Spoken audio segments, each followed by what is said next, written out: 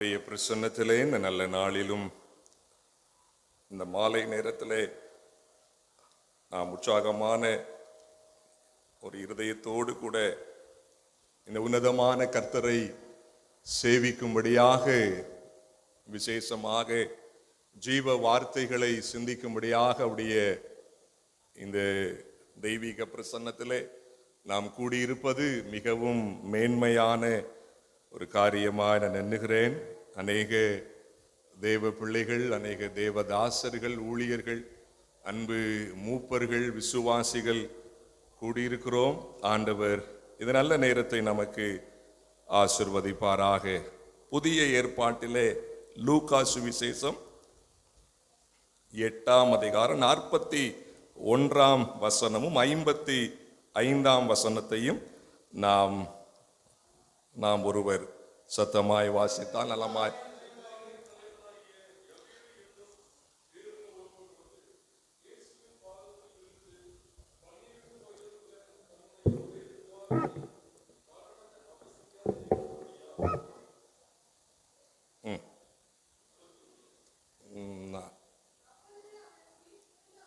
ஐம்பத்தஞ்சு.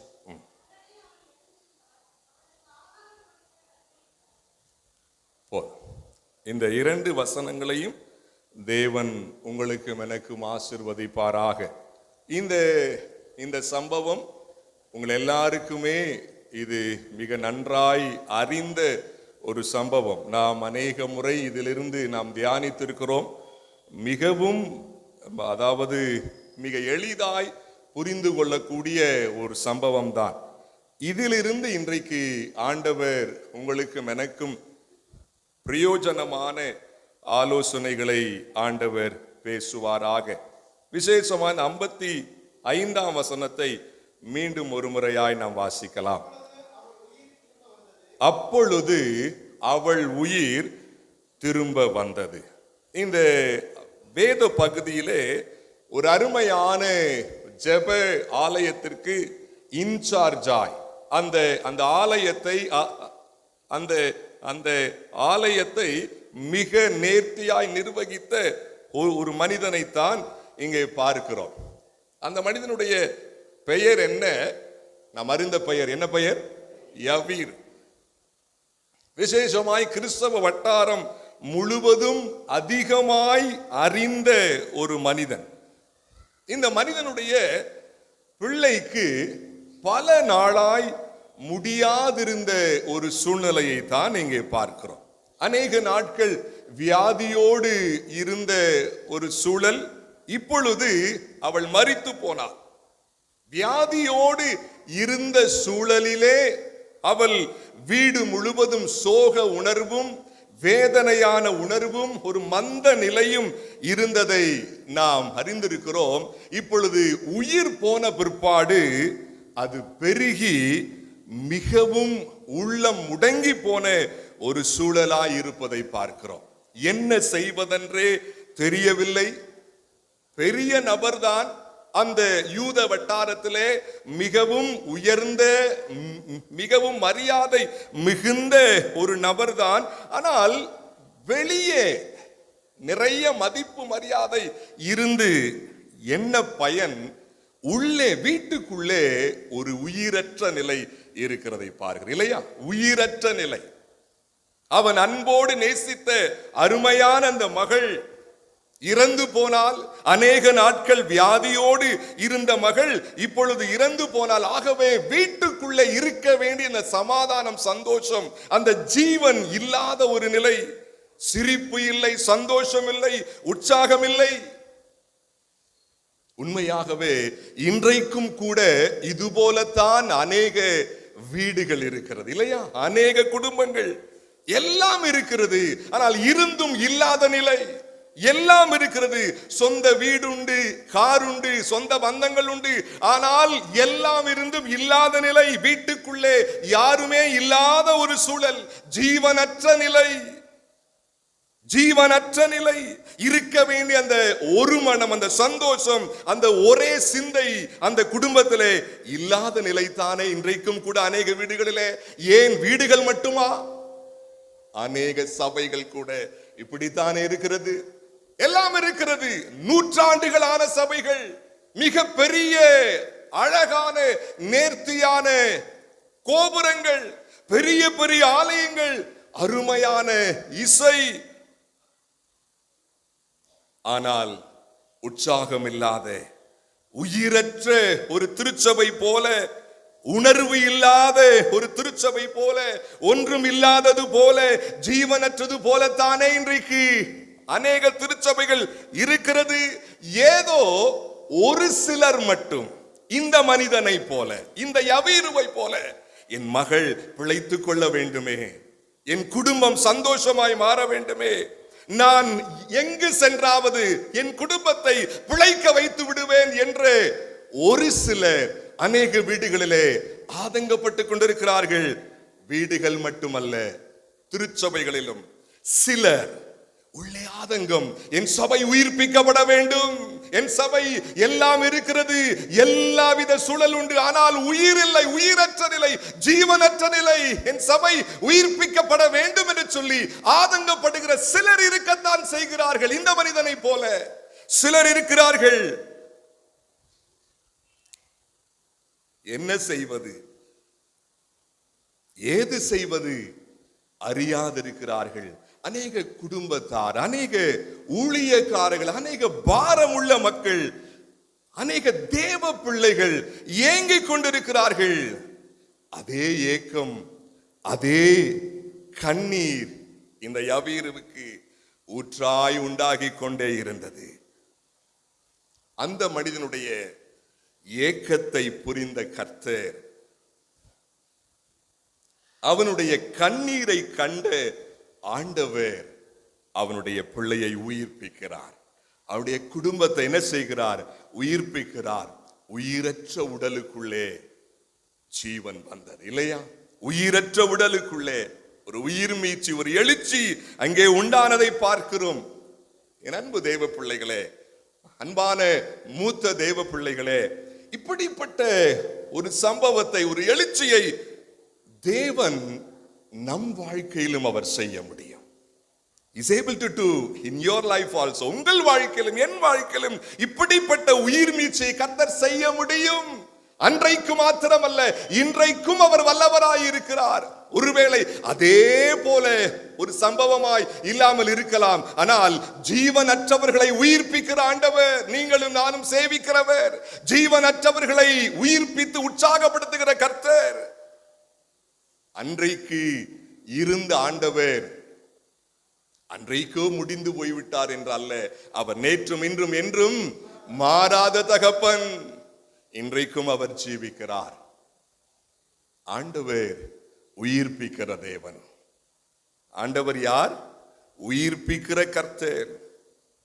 வீடுகளிலே மட்டுமல்ல, குடும்பங்களிலும் திருச்சபைகளிலும் அவரால் உயிர்ப்பிக்க முடியும். பாருங்கள், இந்த சிறு பிள்ளைக்குள்ளே உயிர் அது எப்படி வந்தது? இடையே இந்த மனிதனுடைய கிரியைகள் அது எப்படி இருந்தது? அதை மட்டும் சுருக்கமாய் நாம் வேகமாய் பார்த்துவிட்டு முடிக்க போகிறோம். பாருங்கள், அந்த லூக்கா சுவிசேஷம் 8:49 வாசிக்கலாமே.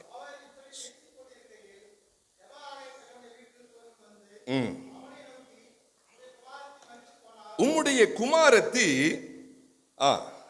மரித்து போனால் போதகரை வருத்தப்படுத்த வேண்டாம். இயேசு அதை கேட்டு பயப்படாதே, விசுவாசம் உள்ளவனாயிரு. போதுங்க. ஆதங்கத்தோடு, ஏக்கத்தோடு, கண்ணீரோடு இருந்த மனிதனை நோக்கி, ஆண்டவரை தேடி வந்த ஒரு மனிதனை நோக்கி ரெண்டு பக்கமும் இருந்து வார்த்தைகள் வருகிறது. அவள் இறந்து போனால் போதகர் என்ன செய்யாத, வருத்தப்படுத்தாத, விட்டு அவரை. இந்த பக்கம் பயப்படாதே, விசுவாசம் உள்ளவனாயிரு. இரு பக்கமும் ஒரு நிமிடம் இந்த இரண்டு பக்கமும் இரண்டு வித வார்த்தைகளை கேட்டவுடன் அவருடைய மனம் ஒரு நிமிடம் என்ன செய்திருக்கும்? தடுமாறி இருக்கும். யார் பேச்சை கேட்பது? வீட்டிலிருந்து வந்த பேச்சையா அல்லது ஆண்டவர் பேசினதையா? வீட்டிலிருந்து என்ன வருகிறது? போதும், ஆண்டவரை விட்டுரு, அந்த போதகரை பார்க்காத, அவ்வளவுதான், முடிஞ்சு போச்சு எல்லாம், இனி இனி என்னத்தை பார்க்க போற என்ற வார்த்தைகள் இயேசுவிடமிருந்து. பயப்படாதே, என்ன செய்யாத, பயப்படாதே. நீங்க கவனிங்களேன், வீட்டிலிருந்து அந்த செத்து போனால் என்ற வார்த்தை வந்த உடனே நிச்சயமா என்னுடைய உள்ளம் நொறுங்கி போயிருக்கு. காரணம், கொஞ்சம் உயிர் ஊசலாடி இருக்கப்பதான் அவன் என்ன செஞ்சான், அங்க வந்தான். ஒரு நிமிடம் இயேசுவின் பேச்சை கேட்பதா என்று தடுமாறி இருப்பான். என் மகள் இறந்து போனாலா, முடிந்து போய்விட்டதா, ஐயோ என்று கூப்பாடு கூட போட முடியவில்லை. அப்படியே பார்க்கிறான். இந்த பக்கம் இயேசு சொல்லுகிறார், மகனே பயப்படாதே, என்ன செய்யாத, பயப்படாதே, நான் கூட இருக்கிறேன். ஆண்டவருடைய நாமத்துக்கு மகிமை உண்டாகட்டும். அவன் மனம் இயேசுவின் பக்கம் சாய்ந்தது, இல்லையா? அவன் மனம் இயேசுவின் பக்கம் உறுதியாய் சொல்லாமல் சொல்கிறான், ஆண்டவரே உங்க வார்த்தைப்படி நான் கேட்கிறேன், ஆண்டவரே நீர் சொல்வதை கேட்கிறேன் என்று சொல்லாமல் கூறுகிறதை பார்க்கிறோம். என் அன்பு தேவ பிள்ளையே, உலகத்தில் நம்முடைய ஜீவன் இருக்கும் வரை பாடுகளும் போராட்டங்களும் சோதனைகளும் இருக்கத்தான் செய்யும். நாம் அதை அறிந்திருக்கிறோம். ஊழியத்திலே பாடுகள், தேவ திருச்சபையிலே பாடுகள், குடும்பத்திலே பாடுகள், பிள்ளைகளுடைய வாழ்க்கையிலே பாடுகள், போராட்டங்கள். என்ன வாழ்க்கை இது? ஆண்டவருக்குள்ள வந்துட்டா கொஞ்சம் கொஞ்சம் எல்லாவற்றிற்கும் ஒரு விடுதலை வந்துரும்ல நாங்க சிந்திச்சோம். ஆனால் ஆண்டவருக்குள்ள வந்த பிற்பாடு அதிகமா இருக்கிறதே என்று சிந்திக்கிற விசுவாசிகள் எத்தனை பேர்? ஊழியக்காரர்கள், நான் ஊழியத்துக்கு வந்து விட்டேன், இனி உற்சாகமா செய்யணும், அப்படி செய்யணும், இப்படி செய்யணும் சொல்லி பல தீர்மானங்களோடு வருகிறார்கள். காலங்கள் போக போக எல்லாம் மந்தமாகி விடுகிறது. வாழ்க்கையை புரிந்து கொள்ளாதவர்கள், இல்லையா? வாழ்க்கையை புரிந்து கொள்ளாதவர்கள். உலகத்திலே அப்கோர்ஸ் நாம் அறிந்திருக்கிறோம், இல்லையா? உலகத்திலே நிச்சயமாய் நமக்கு உபத்திரவம் உண்டு, நிச்சயமாய் உண்டுதான். ஆனால் அந்த சூழ்நிலைகளை நம்மால் தாண்டி வர முடியும். நிச்சயமாய் நம்மால் எழும்பி வந்துவிட முடியும். காரணம், உலகத்தில் இருப்பவனிலும் நம்மோடு இருப்பவர் பெரியவர். கொஞ்சம் யோசிச்சு பாருங்களேன். வீட்டுல இருந்து என்ன வார்த்தை வருது? போதகரை விட்டுருப்பா, இனி ஒண்ணு சொல்லாத, விட்டுரு. ஏன்? பிள்ளை அவுட்டுப்பா, பிள்ளை செத்து போச்சு, இனி என்னத்த போய் அவரை பார்த்துக்கிட்டு இருக்க, அப்படி வார்த்தை. உடனே அடுத்த நிமிடம் பயப்படாதே, விசுவாசம் உள்ளவனாயிரு. என் அன்புக்குரியவர்களே, வாழ்க்கையில எவ்வளவு போராட்டங்களும் சிக்கல்களும் உண்டானாலும் கூட இருக்கிறவரை உணர்ந்து கொண்டால் போதும், நிச்சயமாய் நம்மாலே மேலே எழும்பி வர முடியும். அவர் பட்சபாதம் இல்லாத தெய்வம். எங்கே தீர்வு அடங்கி இருக்கிறது? எதிலே தீர்வு அடங்கி இருக்கிறது? யார் வார்த்தைக்கு செவி கொடுக்கிறோம் என்பதிலே, யார் பக்கம் சாய்கிறோம் என்பதிலே. சத்தங்கள் கேட்டுக்கொண்டுதான் இருக்கும், ஆமாவா இல்லையா? சத்தம் என்ன செஞ்சுட்டு இருக்கும்? கேட்டுக்கிட்டு தான் இருக்கும். சத்தங்கள் ஒலித்து கொண்டுதான் இருக்கும். முடிந்து விட்டது, இனி ஒன்று செய்ய முடியாது, விட்டுருப்பா விட்டுருப்பா விட்டுருப்பா. ஆண்டவரை சந்திப்பதை விட்டுரு, ஜெபம் பண்றதை விட்டுரு, ஊழியத்துக்கு போறதை விட்டுரு.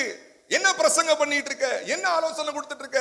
என்ன நீ உங்க வீட்டுக்குள்ள ஜெபம் பண்ணுவோமா, குடும்ப ஜெபம் வைப்போமா, அதை செய்வோமா, இதை செய்வோமா, எல்லாம் முத்தி போச்சு, விடுப்பா என்ற சத்தம் காதுல வந்துகிட்டே இருக்கும். இன்னொரு பக்கம், மகனே நான் கூட தான் இருக்கிறேன், நான் கூட இருக்கிறேன்ல, பயப்படாதே, என் பக்கம் வான் அழைக்குது. இன்னொரு பக்கம் என்னது?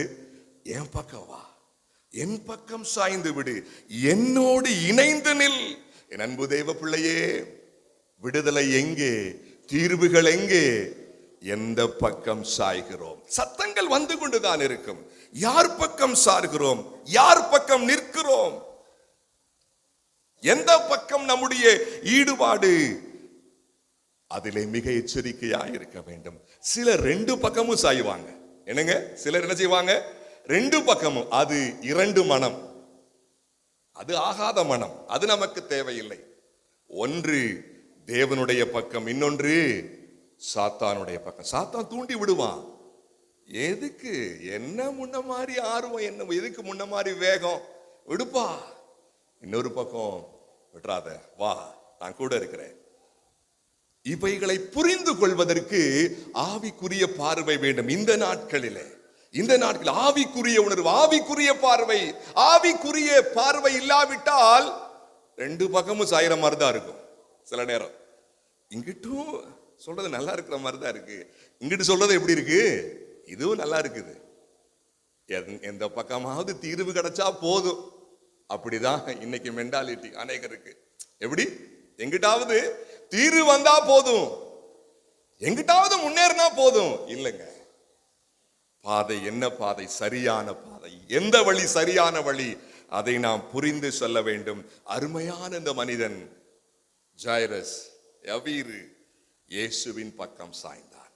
நாமும் அதே போல, ஏன் குடும்பமா இருந்தாலும் ஊழியமா இருந்தாலும் எதுவா இருந்தாலும் தேவன் காட்டுகிற வழியிலே சரியாய் சென்றால் நிச்சயமாய் உயிரற்ற நிலை உயிர்ப்பிக்கப்படும். நிச்சயமாய் ஒரு உயிரற்ற குடும்பமா, உயிரற்ற சபையா, உயிரற்ற ஊழியமா, உயிரற்ற வாழ்க்கையா? உயிர் இருக்குதுங்க, ஆனா ஊசலாடிக்கிட்டு இருக்கு. ஆண்டவர் மாற்ற வல்லவர் நிச்சயமாய். இரண்டாவதாக அந்த மனிதனுக்குள்ளே இருந்த அருமையான விஷயம், அந்த லூக்கா சுவிசேஷம் 8:50 வாசியுங்கள். இயேசு அதை கேட்டு, பயப்படாதே, விசுவாசமுள்ளவனாயிரு. ஆண்டவர் மிக முக்கியமான விஷயத்தை சொல்றாரு. என்ன? விசுவாசமுள்ளவனாயிரு. விசுவாசிக்க முடியாத சூழல் தான் இல்லையா? அந்த சூழல் எப்படிப்பட்ட சூழல்? விசுவாசிக்க முடியாத சூழல். அங்கே அந்த மனிதனிடத்துல வந்து ஊரார், சிநேகிதர், வேலையாட்கள் யாவரும் அந்த சூழ்நிலையை அப்படியே சொல்கிறார்கள். அந்த உண்மை சூழ்நிலையை தாண்டி ஆண்டவர் மேல் உண்மையான விசுவாசம் வைப்பது மிகவும் கடினமான விஷயம். அப்கோர்ஸ் நீங்களும் நானும் இந்த பார்வையினாலே காணாதபடி ஆண்டவரை விசுவாசிக்கிறவங்க. சில நேரம் ஆண்டவர் மேல இருக்கிற விசுவாசம் சூழ்நிலைகளை பார்க்கும் பொழுது அது என்ன செய்கிறது? கீழே குறைஞ்சு போகுது. இந்த இடத்திலே அவனால் விசுவாசிக்க முடியாத நிலை, ஆனாலும் விசுவாசம் உள்ளவனாய் இரு என்று சொல்லுகிறார். ஆண்டவருக்கு புரியாதா?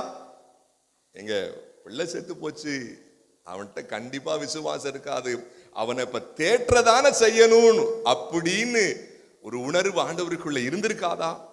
ஆண்டவர் பயப்படாதேன்னு சொல்லிட்டு அடுத்த வார்த்தை விசுவாசம். உனக்குள்ளே ஃபெய்த் வேணும், பார்க்க கொஞ்சம் நம்பிக்கையாய். என் அன்புக்குரியவர்களே, உங்களுடைய சூழல், உங்களுடைய சுற்று வட்டாரம் நிச்சயமாய் இந்த ஆண்டவர் மேலே பெரிதான விசுவாசம் வைக்க முடியாதபடி செய்யும். ஆனாலும் ஆண்டவருடைய ஆலோசனை என்ன? விசுவாசி, நீ நம்பிக்கையாயிரு. என்னால் விசுவாசிக்க முடியவில்லையே என்று நீ சொன்னால் ஆண்டவருடைய பதில் என்ன? என் பக்கம் சாய்ந்து விடு. என் வார்த்தைக்கு நீ சாய்வு கொடுத்தால் உனக்குள்ளே நீ கேட்க வேண்டாம், விசுவாசம் தன்னாலே உருவாக ஆரம்பித்து விடும். விசுவாசம் விசுவாசம் விசுவாசம்னா என்ன? ஆண்டவர் எனக்கு இதை செய்வார், அதை செய்வார், அப்படி இல்லைங்க. அப்படி வார்த்தை மேலே இருக்கிற அந்த ஈடுபாடு தான் விசுவாசம். அப்படி வார்த்தை மேலே இருக்கிற பற்றுதல், அப்படி வார்த்தை மேலே இருக்கிற ஆழமான உறவு, அதுதான் விசுவாசம். விசுவாசிக்க முடியல, ஆனா விசுவாசின்றாரு. விசுவாசிக்க வேண்டும் என்று சொன்னால் என்ன? முந்தின விஷயம் என்ன? சத்தங்கள் கேட்கும். இயேசுவின் அந்த சத்தத்து பக்கம் சாய்வோமானால் விசுவாசம் தன்னால் என்ன செய்ய போகுது? வரப்போகுதுங்க. என் அன்புக்குரியவர்களே, விசுவாசம் இருக்குன்னு பேசுற கிறிஸ்தவ கூட்டம், விசுவாசம் உள்ளே இருக்கிறது என்று பேசுகிற கூட்டம், சூழ்நிலை உண்டாகும் பொழுது அந்த விசுவாசத்தை காட்ட முடியவில்லை. காரணம் என்ன? வேத வசனம், ஆண்டவர் பேசுகிற வார்த்தையிலே ஸ்டபர்னாய் நிற்காததாலே. ஒரு மனுஷனுக்கு பொறுமை இருக்குன்னு அவன் கூறிக்கிட்டே இருக்கான்னு வச்சுங்க. எனக்கு ரொம்ப பொறுமை இருக்குங்க. எனக்கு என்ன பொறுமை இருக்கு? நீடிய பொறுமை இருக்கு. சொல்லிக்கிட்டே இருந்தா அது உண்மையாயிர முடியாது. அந்த சூழ்நிலை வர்றப்பதான் உண்மையாகவே அவனுக்குள்ளே பொறுமை இருக்கு இல்லையா என்பதை நம்ம பார்த்து விட முடியும். விசுவாசம் என்பது வெறும் பேச்சிலே அல்ல, கிரியையிலே, அந்த சூழ்நிலையிலே விசுவாசம் உண்டாவது. இங்க கவனிங்களே, விசுவாசம் என்ற வார்த்தை நம்ம அநேக முறை கேட்டிருக்கிறோம். ஆனால் அவ்வளவு வேலிடான விஷயம். அதை அநேகர் சாதாரணமாய் சிந்தித்து விடுகிறோம். என்னங்க விசுவாசிக்கணும் அவ்வளவுதானே? அப்படி இல்லைங்க. சில வேளை தேவ வார்த்தைகளை கேட்கும் பொழுது அல்லது ஒரு பாடலை நாம் கேட்கும் பொழுது அந்த விசுவாசம் அப்படியே பற்றி எரிகிறது போல இருக்கும். சூழ்நிலைகள் உண்டாகும் பொழுது அப்படியே துவண்டு விடும். இந்த நல்ல நாளிலே கர்த்தர் உங்களோடும் என்னோடும் பேசுவாராக. நீ விசுவாசிக்க முடியவில்லை என்றால் ஒன்னும் செய்ய வேணாம், என் பக்கம் சாஞ்சிரு, என் வார்த்தை பக்கம் வந்துரு. நீ என் வார்த்தை பக்கம் நின்றால் நீ கேட்க வேண்டாம், விசுவாசம் தன்னாலே உண்டாகி விட்டு போகிறது. இன்றைக்கு அநேகர் தேவ சத்தத்துக்கு இடம் கொடாதபடினாலே தேவனுடைய வார்த்தைக்கு உரிய மரியாதை, உரிய மதிப்பு, உரிய அந்த கேட்குதல் இல்லாதபடினாலே தேவன் எதிர்பார்க்கிற விசுவாசம் இல்லாமல் போகிறது. என் பிரச்சனையை தீப்பாரு ஆண்டவர், இதான் விசுவாசம் அநேகருக்கு. என் பிரச்சனையை தீப்பாரு, எனக்கு விடுதலை கொடுப்பாரு. அப்கோர்ஸ் இதுவும் வேணும் தான், இல்லைன்னு சொல்லல. வேதம் போதிக்கிற விசுவாசம் அது எங்கிருந்து வரும்? வேதத்திலிருந்து, தேவ வார்த்தையிலிருந்து. அப்ப தேவ வார்த்தை பக்கம் சாயணும். எந்த பக்கம் சாயன்றதுல கொஞ்சம் தள்ளாட்டம் வரும்.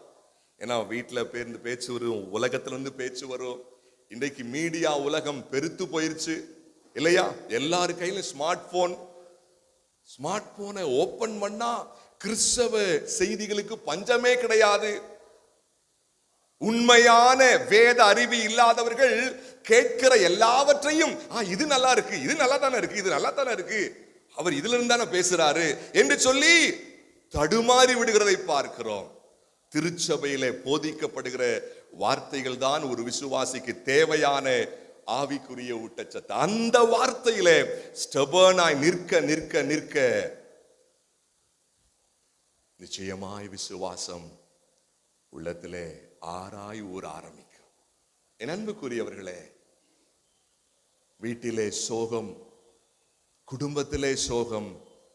ஒருவேளை இந்த நாட்களிலே வீடு மட்டுமல்ல, திருச்சபைகளிலே ஒரே வழி அவருடைய வார்த்தை பக்கம் திரும்புவது. என் அன்புக்குரியவர்களை, உயிர் மீட்சி எங்கே இருந்து வரும்? ஆண்டவரை எழுப்புதல் தாங்க. ஜெபம் பண்றது நல்லதுதான். எங்கே இருந்து வரும்? வசனத்தில இருந்து. வேத வசனம் தான் உயிர்ப்பிக்க கூடியது. ஆண்டவர் நம்மோடு கூட பேசுவாராக. அவனுடைய நாமத்துக்கு மகிமை உண்டாவதாக. அந்த மனிதன் அவனை போல, அந்த யவீருவை போல,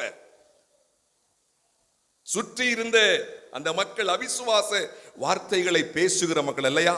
அந்த உலக சூழ்நிலையை அவன் பாராதபடிக்கு உயிர்ப்பிக்கிற ஆண்டவருடைய முகத்தை பார்த்தது போல நாமும் அவருடைய வார்த்தைகளை பார்த்து கொண்டே இருந்தால் விசுவாசம் துளிர்க்க ஆரம்பித்து விடும். மூன்றாவதாக அந்த 53, 54 வாசிங்களேன்.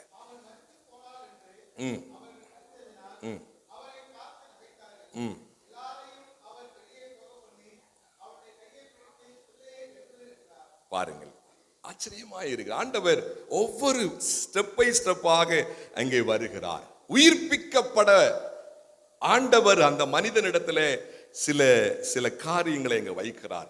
என்ன? தேவ வார்த்தைகளை நம்பாதவர்களை, விசுவாசிக்காதவர்களை விட்டு விலகுவது நல்லது என்ற புரிதலை பார்க்கிறோம். ஆண்டவர் சொல்றார், அவள் எப்படி இருக்கிறாள்? நித்திரையா இருக்கிறாள். அப்படின்னு உடனே என்ன செய்யறாங்க? விசுவாசிக்க முடியல. சுற்றி இருந்தவங்க என்ன செய்கிறார்கள்? எல்லாரையும் அவர் வெளியே.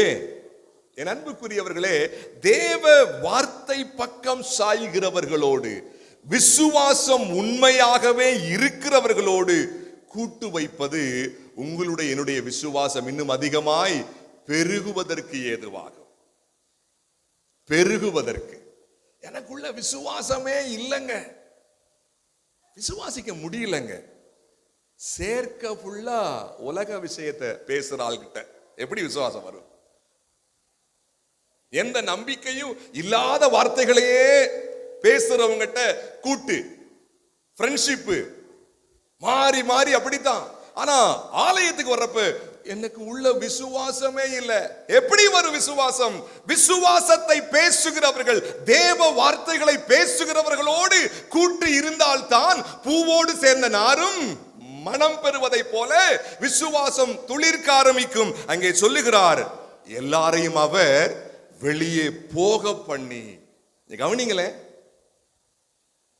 இயேசு செய்கிறார். அத யார் வீட்டில? இயேசுவின் வீட்டில் அல்ல, யவீருவின் வீட்டிலே. அமைதியா இருக்கா. அமைதியா இருப்பதே சரிங்க ஆண்டவரே, அனுப்பி விடுங்க. விசுவாசத்தை பேசாதவங்களை அனுப்பி விடுங்க.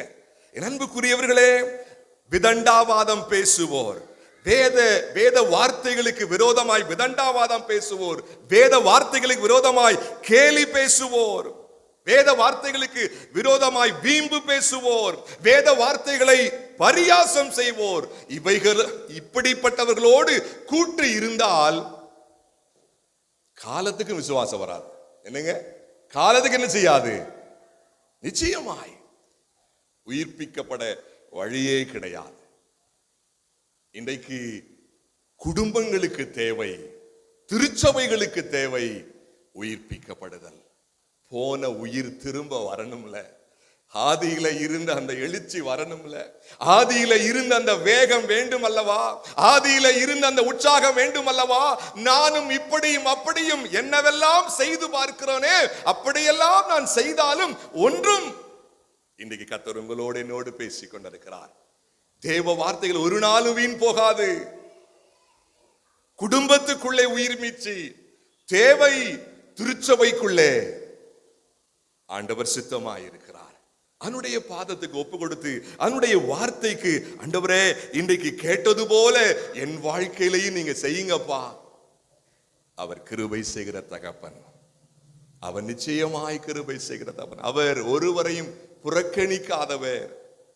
என் அன்புக்குரியவர்களே, ஆண்டவர் நம்மோடு கூட பேசுவாராக. வேத வசனத்தை விசுவாசிக்காதவர்களோடு கூட்டை தைரியமாய் குறைத்துக் கொள்ளுங்கள். தைரியமாய் பாருங்கள், நீதிமொழிகளில் 22:5 இப்படியாய் நாம் வாசிக்கிறோம். நீதிமொழிகள் புஸ்தகம் 20 என்னங்க,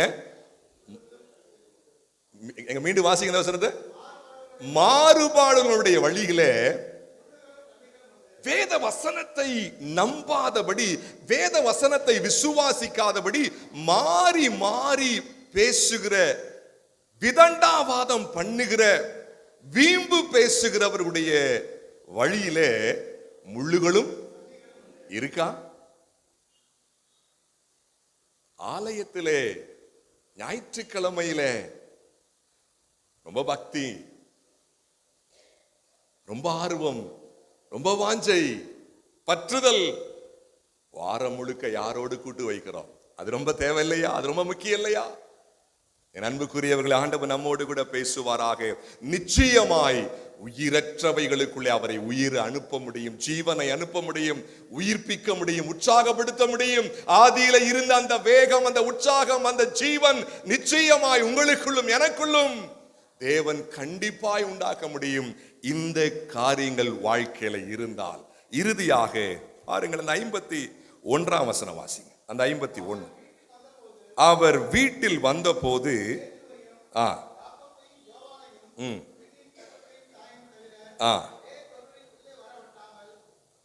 போதுங்க. ரொம்ப ஆச்சரியமா இருக்கு இந்த வசனங்கள்லாம் தியானிச்சுட்டு இருந்தப்ப ரொம்ப ஆச்சரியமா இருந்துச்சு. வீட்டுக்குள்ளே பேதுரு, அப்புறம் யாக்கோபு, அப்புறம் என்னங்க பாருங்க, அவர் வீட்டில் வந்த போது பேதுருவையும் யாக்கோபையும் யோவானையும், அவ்வளவுதான். அதுக்கப்புறம் அப்பா அம்மா. 4வது, உயிர்ப்பிக்கப்படுவதற்கான அந்த ஃபார்முலாவில் ஆண்டவரது நோக்கத்தை அறிந்து கொண்டோரை மட்டும், அவர் எதற்காக வருகிறார், அங்கே அவர் என்ன செய்ய போகிறார், அதை புரிந்து கொண்டவர்களை மட்டும் உள்ளே அழைத்து சொல்லுகிறார். சிரித்தவர்கள் வெளியே போகட்டும், வீம்பு பேசுனவர்கள் வெளியே போகட்டும்.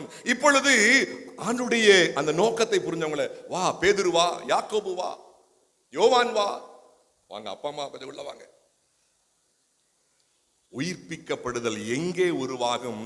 ஆண்டுடைய நோக்கத்தை உங்களுடைய வாழ்க்கையில உங்களை கொண்டு கர்த்தர் என்ன செய்ய சுத்தமாய் இருக்கிறாரோ, உங்களுடைய ஜீவியத்திலே, உங்களுடைய திருச்சபையிலே, உங்களுடைய ஊழியத்திலே ஆண்டவர் என்ன செய்ய சுத்தமாய் இருக்கிறாரோ அதை உங்களோடு கூட புரிந்து கொண்டவர்களை மட்டும் வாழ்க்கையில அனுமதிக்க வேண்டும். ஈஸி கிடையாது, கொஞ்சம் கஷ்டம்தான். ஆனா ஃபாலோ பண்ணணும். ஃபாலோ பண்ணாதான் உயிர் மிச்சு. போன உயிர் திரும்ப வந்தது. என்ன, யாரோ ஒரு ஆளை கூட்டி வந்து இயேசுன்ற அவருக்கே வீடு இல்ல, ஆண்டவரை அவரை கூட்டி வந்து நாங்களாம் சொந்தக்காரங்கயா, எங்களை வெளியே. அவங்க அம்மா அப்பா ஒன்னும் பேசல, அமைதியா எஸ் லார்ட் போங்க போங்க வெளியே போங்க.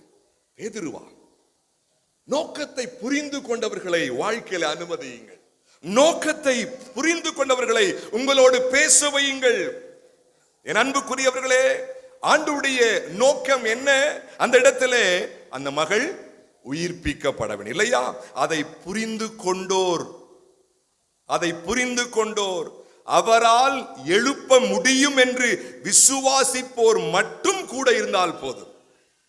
ஆவிக்குரிய ரீதியாக அவனுடைய நோக்கம் என்ன? அனைவரும் உயிர்ப்பிக்கப்பட வேண்டும் என்பதுதானே. அனைவரும் மீட்கப்பட வேண்டும் இல்லையா? அனைவரும் நித்திய ஜீவனை பெற வேண்டும் என்பதானே. இந்த நோக்கத்தை புரிந்து கொண்டோரோடு இணைந்து கொள்ளுங்கள்.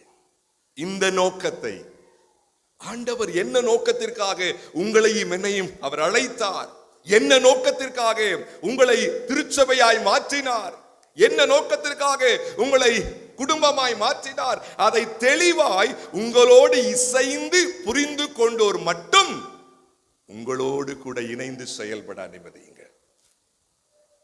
நான் முன்னாடியே சொன்னேன், கொஞ்சம் கஷ்டம்தான். ஆனா அப்படி செஞ்சாதான் உயிர் மீச்சு, அப்படி செஞ்சாதான் உயிர் மீச்சு. என் அன்புக்குரியவர்களே, ஆண்டவர் நம்மோடு கூட பேசுவாராக. உயிர்ப்பிக்கப்படுதல் தேவை. குடும்பங்களிலே, திருச்சபைகளிலே. அப்கோர்ஸ் அன்றைக்கு இருந்தது போல அதே போல சூழ்நிலை இல்லை. ஆனால் இன்றைக்கு ஆவிக்குரிய ரீதியாக ஒரு உயிர் மீட்சி தேவையா இருக்கிறது. போன உயிர், போய்விட்ட வேகம், போய்விட்ட அந்த உற்சாகம் இன்னைக்கு வேண்டும் என்ற ஆதங்கம் இங்கு இருக்கிற எல்லாருக்கும் இருக்கும் தானே. எல்லாருக்கும் உண்டு. வெளியே கூறுவதில்லை. வீட்டுக்குள்ளே போய் ஐயோ என்றைக்கு நான் உயிர்ப்பிக்கப்பட போகிறேன்.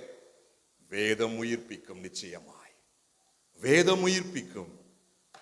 சத்தங்கள் கேட்டுக்கொண்டிருக்கும், சத்தங்கள் நிச்சயமாய் கேட்கும். போகாத, முன்ன மாதிரி ஜெபிக்காத, முன்ன மாதிரி வேத வாசிக்காத, என்னத்தை கண்ட ஊழியத்துக்கு போகாத, அப்படி செய்யாத, இப்படி செய்யாத. இன்னொரு பக்கம் ஆணுடைய சத்தம் கேட்கும், டோன்ட் வரி, என் கூட வா, பயப்படாத, நான் கூட இருக்கிறேன். ஆண்டவருடைய சத்தத்தை ஃபாலோ பண்ணுகிறவர்களுக்கு எது போனாலும் திரும்ப வரும். ஆமென். நிச்சயமாய் போன உயிர் திரும்ப வந்தது போல தேவையான அந்த காரியத்தை தெய்வம் அற்புதமாய் செய்ய முடியும். இன்றைக்கும் அவர் ஜீவிக்கிறார், இன்றைக்கும் அவர் மாறாதவர். கூடியிருக்கிற யாவருக்கும் எனக்கும் தேவன் அப்படியாய் செய்வாராக. அவருடைய நாமத்துக்கு மகிமை உண்டாவதாக. ஆமென்.